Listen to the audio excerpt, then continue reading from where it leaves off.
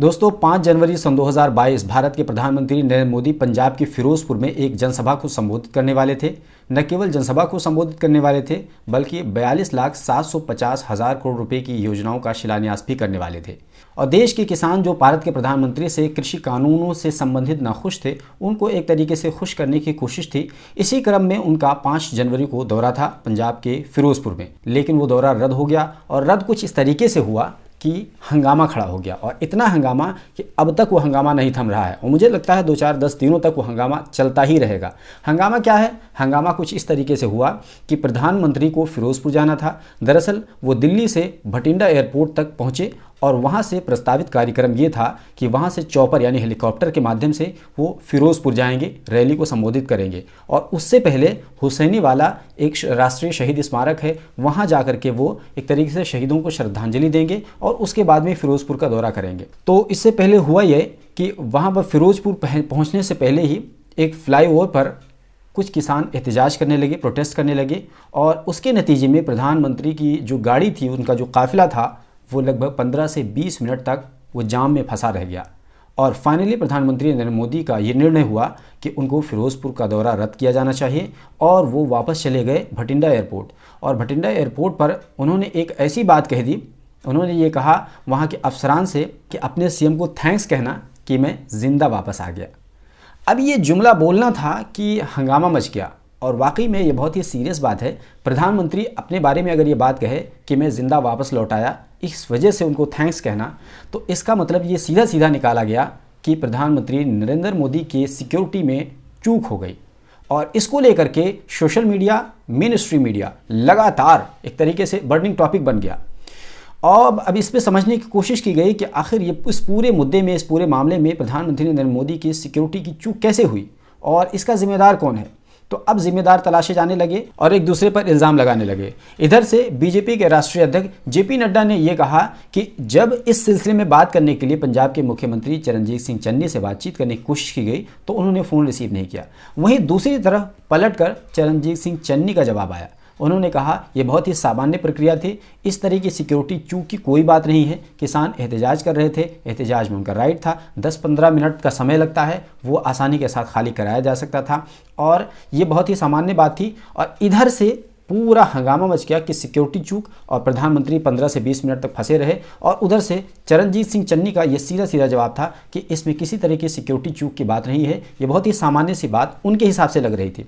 अच्छा, अब वहाँ पर सवाल ये है कि आखिर ये वाकई में क्या सिक्योरिटी चूक है, और सिक्योरिटी चूक है तो इसका जिम्मेदार है कौन दरअसल। तो यही दरअसल तय होना है कि इसमें जिम्मेदार कौन है, क्योंकि जिसकी भी जिम्मेदारी तय हो जाएगी उसी को जवाब देना पड़ जाएगा। क्योंकि केंद्रीय गृह मंत्रालय ने बाज़ाब्ता पंजाब सरकार से इस सिलसिले में जवाब मांग भी लिया है। और आपको ये बता दें कि ताज़ा जो अपडेट आई है वो अपडेट ये है कि पीएम मोदी की सड़क यात्रा को पंजाब के शीर्ष अधिकारी ने मंजूरी दी थी, ये सरकारी सूत्र बता रहे हैं। बात दरअसल ये है कि प्रधानमंत्री नरेंद्र मोदी का जो प्रस्तावित दौरा था वो ये था कि दिल्ली से वो हवाई जहाज़ के ज़रिए से भटिंडा जाएंगे और भटिंडा से हेलीकॉप्टर के ज़रिए से फिरोजपुर जाएंगे। ये उनका प्रस्तावित दौरा था, लेकिन ख़राब मौसम की वजह से ये इरादा बदल गया और दौरे को चेंज किया गया, और बाई रूट का सफ़र यानी भटिंडा से फिरोजपुर का सफ़र जो है वो बाई रूट तय किया गया। बाई रूट जाएंगे प्रधानमंत्री। उसके बाद ये तमाम तरह की घटना सामने आ गई जो मैंने आपके सामने रखी। एक तरफ जब बीजेपी कांग्रेस की तरफ हमलावर है तो कांग्रेस की तरफ से पलटवार किया गया और अपनी सफाई में कुछ बात रखी गई। चरणजीत सिंह चन्नी के अलावा जो कांग्रेस के राष्ट्रीय प्रवक्ता रणदीप सिंह सुरजेवाला थे, उन्होंने ये कहा कि दरअसल वहाँ प्रधानमंत्री की जो भीड़ की उम्मीद थी वो वहाँ भीड़ उतनी नहीं, इसी वजह से वो दौरा रद्द कर दिया गया। यहाँ तक कि चन्नी ने भी अपने एक जवाब में कहा, उन्होंने कहा कि 70,000 कुर्सियाँ लगाई गई थी और 7 लोग नहीं पहुँचे थे। यानी कुल मिलाकर कहें तो ये पूरी तरीके से ये मामला राजनीतिक हो गया है। यानी अब सिक्योरिटी का मामला पीछे छूट गया है, मामला राजनीतिक हो गया है। हालांकि ये मुद्दा सुप्रीम कोर्ट में भी पहुँच गया है, तो और कल इसकी सुनवाई होगी। देखने वाली बात होगी कि किस तरीके से सुप्रीम कोर्ट में इसकी सुनवाई होती है और उसका क्या नतीजा सामने आता है। बहरहाल ये तमाम बातें चलती रहेंगी। आइए हम आपको इसके अलावा कुछ दूसरी चीज़ें बताते हैं जो इससे रिलेटेड हैं और बहुत ही दिलचस्प हैं। दिलचस्प इस तरीके से हैं कि आपको ये आज के इस वीडियो में जानने का मौका मिलेगा कि दरअसल ये सिक्योरिटी होती क्या है, ये सिक्योरिटी का मकसद क्या होता है और सिक्योरिटी किसको दी जाती है, कितने प्रकार की सिक्योरिटी होती है। तो आइए सबसे पहले यही आपको बताते हैं। दरअसल एसपीजी नाम का आपने खूब सुना, इसमें कि एसपीजी की गलती है, एसपीजी ने सिक्योरिटी प्रोवाइड की थी, एसपीजी ने ऐसा किया। ये एसपीजी क्या चीज़ होती है? तो दरअसल एसपीजी का मतलब होता है स्पेशल प्रोटेक्शन ग्रुप। इसका जो गठन हुआ था 1985 में हुआ था। यानी आपको जैसा कि पता है कि 1984 में तत्कालीन प्रधानमंत्री इंदिरा गांधी की हत्या कर दी गई थी 31 अक्टूबर 1984 को, और उसके बाद ही ये गठन किया गया 1985 में। लेकिन 3 साल के बाद राजीव गांधी के ज़माने में इसका अधिनियम पारित किया गया 1988 में। तो कुल मिलाकर ये कहें कि 1988 में एसपीजी को बनाया गया। और एसपीजी का काम क्या होता है? एसपीजी का काम दरअसल ये होता है कि जो सबसे वीआईपी पर्सन होता है उसको सिक्योरिटी फराहम करना होता है। अब आइए आपको ये बताते हैं कि दरअसल सिक्योरिटी कितने प्रकार की होती हैं। तो दरअसल सिक्योरिटी जो होती हैं, अगर हम मोटा मोटा समझें तो 5 प्रकार की होती हैं, लेकिन उसमें से एक और जोड़ दीजिए तो 6 प्रकार की हो जाती हैं। एक तो सबसे पहले जो होती है वो एसपीजी होती है, स्पेशल प्रोटेक्शन ग्रुप। उसके बाद ये होती है Z+ की सिक्योरिटी होती है, उसके बाद में Z सिक्योरिटी होती है, उसके बाद में Y+ होती है, फिर Y होती है, फिर X कैटेगरी की सिक्योरिटी होती है। यानी कुल मिलाकर के 6 तरह की सिक्योरिटियाँ होती हैं। तो सबसे पहली सिक्योरिटी होती है एसपीजी। जैसा कि मैंने पहले बताया कि एसपीजी का फुल फॉर्म होता है स्पेशल प्रोटेक्शन ग्रुप। यानी जब सबसे पहले इसको बनाया गया था तो इसका फुल फॉर्म था स्पेशल प्रोटेक्शन यूनिट, लेकिन उसके बाद में उसका नाम बदल करके स्पेशल प्रोटेक्शन ग्रुप रख दिया गया। यानी पहले SPU था और उसके बाद में SPG कर दिया गया। अच्छा, इसको किसको दिया जाता है? तो फिलहाल ये सिर्फ और सिर्फ भारत के प्रधानमंत्री नरेंद्र मोदी को एसपीजी की सुरक्षा दी गई है। आइए आपको बताते हैं कि एसपीजी सिक्योरिटी ये कैसे काम करती है। ये बात जानकर आप हैरान रह जाएंगे कि दरअसल एसपीजी जो होती है वो पीएम के चारों ओर कई सुरक्षा घेरे बनाकर उनकी सुरक्षा करती है। इस सुरक्षा घेरे के सबसे अंदर रहने वाले सदस्यों का काम होता है कि वो किसी भी हमले में प्रधानमंत्री को सुरक्षा देते हुए उन्हें वहां से निकाल बाहर करें। इसके बाद होती है एसपीजी काउंटर असॉल्ट टीम। इनका काम क्या होता है? दरअसल इनका काम होता है कि ये आमतौर पर दूसरे घेरे को कवर करती है। इनका काम पीएम की सुरक्षा के लिए कवरिंग फायर देना होता है। वहीं तीसरे घेरे में एसपीजी के अलावा एनएसजी और अन्य जवान शामिल होते हैं। एनएसजी मतलब नेशनल सिक्योरिटी गार्ड। और वहीं आखिरी घेरे में एसपीजी के साथ मुख्य तौर पर लोकल पुलिस का बल होता है, जिनका मुख्य कार्य भीड़ को नियंत्रण करना होता है। तो कुल मिलाकर ये कहें कि एसपीजी का जो एक पूरा चक्रव्यूह होता है वो इतना खतरनाक होता है कि इतनी आसानी के साथ कोई भेद नहीं सकता है। इसी वजह से इसको सबसे ज़्यादा स्ट्रॉन्ग सिक्योरिटी माना जाता है और सबसे इंपॉर्टेंट आदमी को ये सिक्योरिटी प्रदान की जाती है। एसपीजी कैसे काम करती है, इतना जानने के बाद आइए आपको बताते हैं कि दरअसल ये काफिला चलता कैसे है प्रधानमंत्री का, क्योंकि प्रधानमंत्री को ही हमारे देश में एसपीजी की सुरक्षा हासिल है। तो बात दरअसल ये है कि पीएम के काफिले में उनकी विशेष कार के सामने 2 डमी कारें, डमी मतलब जिनकी कोई हैसियत नहीं होती है, सेम उसी टाइप की होती हैं, तो 2 डमी कारें चलती हैं ताकि आसानी के साथ कोई जल्दी समझ ना पाए कि प्रधानमंत्री किस में मौजूद हैं, कन्फ्यूजन हो जाए। इसके अलावा प्रधानमंत्री के काफिले में एक जैमर भी लगा होता है। जैमर का मतलब ये होता है कि आपने देखा होगा कि एक सिक्योरिटी की गाड़ी के साथ साथ एक एंटीना टाइप की एक गाड़ी भी चलती रहती है जिसमें एंटीना लगा होता है। दरअसल वो गाड़ी जो होती है वो जैमर वाली गाड़ी कहलाती है। उसका मामला ये होता है कि वो जितने भी लोकल कनेक्शंस हैं वो कुछ मीटर के एरियाज़ में कट कर दिए जाते हैं। ना वहाँ पर आपको फ़ोन लगेगा, ना किसी तरह का कनेक्शन नहीं होगा। आपको पता होना चाहिए कि जैमर के एंटीना सड़क के दोनों तरफ 100 मीटर की दूरी पर रखे विस्फोटकों को डिफ्यूज़ करने की क्षमता रखता है। यानी एक सिक्योरिटी के नुक्ते नज़र से बहुत ही इंपॉर्टेंट चीज़ होती है जिसको हम जैमर कहते हैं। पीएम जब किसी और राज्य के दौरे पर होते हैं तो सुरक्षा कारणों से उनका रूट 7 घंटे पहले तय होता है।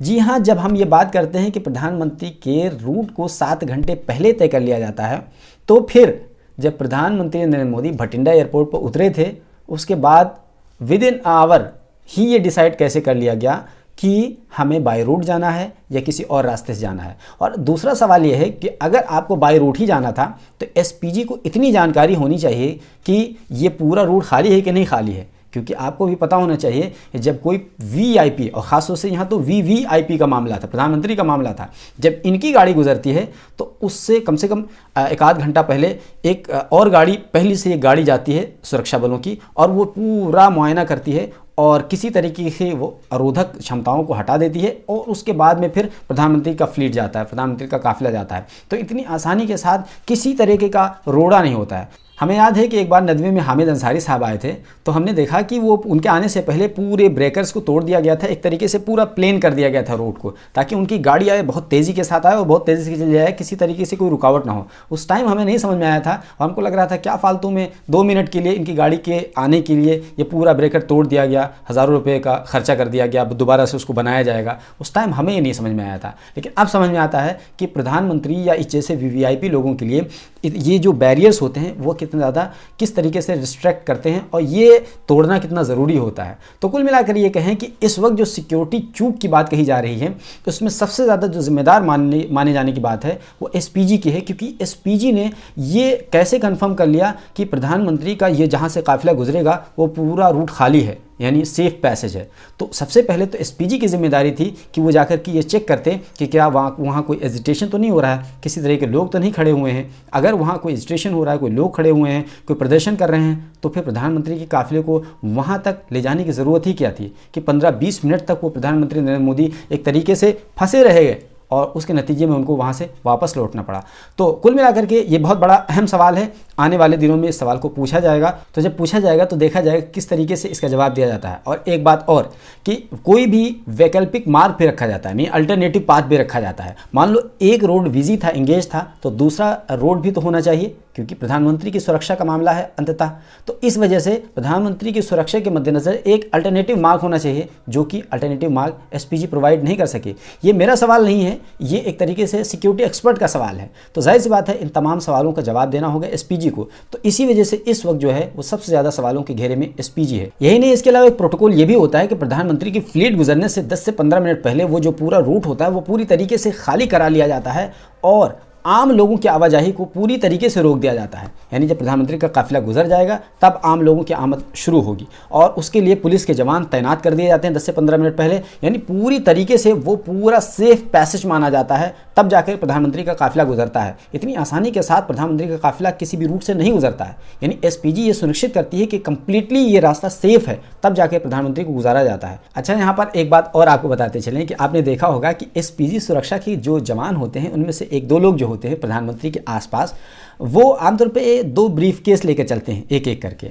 तो ये ब्रीफ केस क्या होता है? आमतौर पे ब्लैक कलर का होता है। बहुत सारे लोग देखते होंगे वो समझ नहीं पाते हैं दरअसल ये ब्रीफ केस लेकर के क्या चलते हैं। तो इनफैक्ट ये ब्रीफ केस नहीं होता है, बल्कि ये फोल्ड होने वाली एक बुलेट प्रूफ शील्ड होती है जो फोल्ड करके ब्रीफ केस की शक्ल में उसको रखते हैं। दरअसल वो किसी भी हमले या किसी भी औचक हमले के वजह से उसको फ़ौरन एक तरीके से प्रधानमंत्री को शील्ड के तौर पर घेर लिया जाए ताकि उनको किसी तरीके से नुकसान ना हो, और वो पूरी तरह से बुलेट प्रूफ होता है। तो इस तरह आप कह सकते हैं कि प्रधानमंत्री की पहली ही लेयर में ये बेहतरीन से सुरक्षा कवच होता है, और चूंकि वो जो शील्ड होती है वो बुलेट प्रूफ होती है तो इसी वजह से और ज़्यादा सिक्योरिटी बढ़ जाती है। आपको याद होगा कि 30 जुलाई 1987 को एक बार प्रधानमंत्री उस वक्त के राजीव गांधी श्रीलंका दौरे पर गए हुए थे और वहाँ पर वो सलामी ले रहे थे, और वहाँ पर एक जवान ने प्रधानमंत्री पर हमला कर दिया था, बट से हमला कर दिया था, यानी राइफल के बट से। तो वो बहुत ही औचक स्थिति थी। हम तो जब ने वो वीडियो देखा तो मैं हैरान रह गया। तो बहरहाल इस तरीके के हमले होते रहते हैं, क्लोज जिसको कहते हैं क्लोज अटैक। तो क्लोज अटैक होते रहते हैं। तो क्लोज अटैक के लिए वो जो होता है वो बहुत ही बेहतरीन सुरक्षा कवच होता है, जिसको हम लोग ब्रीफ केस समझते हैं।